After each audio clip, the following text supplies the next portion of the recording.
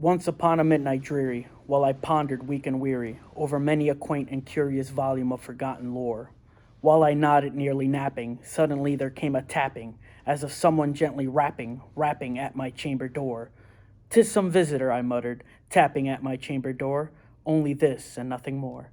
Ah, distinctly I remember it was in the bleak December, and each separate dying ember wrought its ghost upon the floor. Eagerly I wished the morrow, vainly I had sought to borrow from my books surcease of sorrow, sorrow for the lost Lenore, for the rare and radiant maiden whom the angels name Lenore, nameless here forevermore. And the silken, sad, uncertain rustling of each purple curtain thrilled me, filled me with fantastic terrors never felt before, so that now, to still the beating of my heart, I stood repeating, "'Tis some visitor entreating entrance at my chamber door. Some late visitor entreating entrance at my chamber door. This it is and nothing more." Presently my soul grew stronger, hesitating then no longer. "Sir," said I, "or madam, truly your forgiveness I implore, but the fact is I was napping, and so gently you came rapping, and so faintly you came tapping at my chamber door, that I scarce was sure I heard you. Here I opened wide the door. Darkness there, and nothing more." Deep into that darkness peering, long I stood there, wondering, fearing, doubting dreams no mortals ever dared to dream before. But the silence was unbroken, and the darkness gave no token, and the only word there spoken was the whispered word, "Lenore." This I whispered, and an echo murmured back the word, "Lenore," merely this and nothing more. Back into the chamber turning, all my soul within me burning, soon again I heard a tapping somewhat louder than before. "Surely," said I, "surely that is something at my window lattice. Let me see, then, what it is, and the mystery explore. Let my heart be still a moment, and this mystery explore. 'Tis the wind, and nothing more."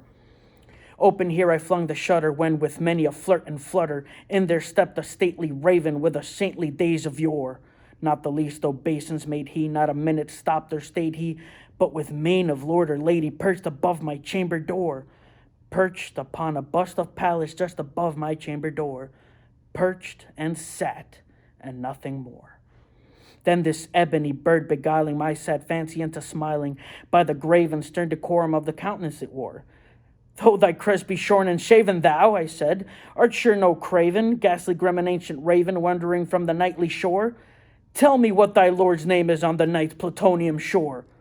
Quoth the raven, "Nevermore." Much I marveled this ungainly fowl to hear discourse so plainly, though its answer little meaning, little relevancy bore, for we cannot help agreeing that no living human being ever yet was blessed with seeing a bird above his chamber door, bird or beast upon the sculptured bust above his chamber door, with such a name as Nevermore. But the raven, sitting lonely on the placid bust, spoke only that one word, as if his soul in that one word he did outpour. Nothing farther than he uttered, not a feather than he fluttered, till I scarcely more than muttered, "Other friends have flown before. On the morrow he will leave me, as my hopes have flown before." Then the bird said, "Nevermore." Stuttered at its stillness, broken by so reply aptly spoken.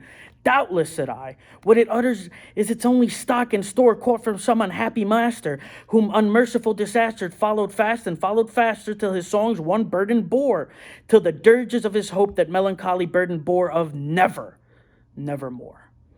But the raven still beguiling my sad fancy into smiling, straight I wheeled a cushioned seat in front of bird and bust and door. Then upon the velvet sinking, I betook myself to linking fancy onto fancy, thinking what this ominous bird of yore, what this grim, ungainly, ghastly, gaunt, and ominous bird of yore meant in croaking "Nevermore." This I sat and gazed and guessing, but no syllable expressing to the fowl whose fiery eyes now burned into my bosom's core. This and more I sat divining, with my head at ease reclining on the cushion's velvet lining that lamp-lighted gloated o'er, but whose velvet violet lining with lamp-lighted gloated o'er she shall press. Ah, nevermore. Then, methought, the air grew denser, perfumed from an unseen censer, swung by seraphim whose footfalls tinkled on the tufted floor. "Wretch," I cried, "thy God hath lent thee, by these angels he hath sent thee, respite and nepenthe from the memories of Lenore. Quaff, oh quaff this kind of nepenthe, and forget this lost Lenore." Quoth the raven, "Nevermore." Prophet, said I, thing of evil, prophet still, if bird or devil, whether tempter sent or whether tempest tossed here from the shore, desolate yet all undaunted, on this desert land enchanted, on this home by horror haunted. Tell me truly, I implore, is there balm in Gilead? Tell me, I implore, quoth the raven, nevermore. Prophet, said I, thing of evil, prophet still, if bird or devil, by that heaven that bends above us, by the God we both adore, tell this soul with sorrow laden, if with the distant Aden it shall clasp a Satan maiden, whom the angels name Lenore. Clasp a rare and radiant maiden, whom the angels name Lenore, quoth the raven, nevermore. Be that word our sign of parting, bird or fiend, I shrieked upstarting. Get thee back into the tempest and the night's plutonium shore. Leave no black plume as a token of that lie, the soul that hath spoken. Leave my loneliness unbroken. Quit the bust above my door. Take thy beak from out my heart and take thy form from off my door, quoth the raven, nevermore. And the raven, never flitting, still is sitting on the pallid bust of Pallas just above my chamber door, and his eyes have all the seeming of a demon that's been dreaming, and that lamplight o'er him streaming throws his shadow on the floor, and my soul from out of the shadow that lies floating on the floor shall be lifted nevermore.